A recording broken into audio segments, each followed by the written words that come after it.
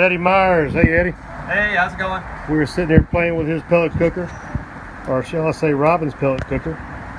Doing some little tested runs on it, and we are testing it right now. We're running 350 on the hopper controller. I don't know if you can see that. It says 350, and the gauge on the door lid is reading 325, which I always tell you guys, never go by this door gauge.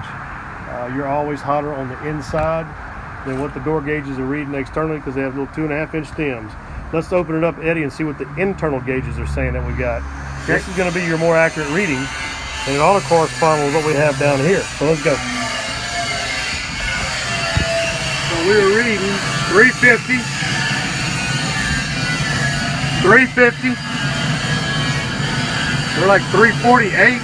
So overall, on the three gauges, we're running 350, which was matching our controller temperature setting. Rich Robin, Gator Pit, see ya.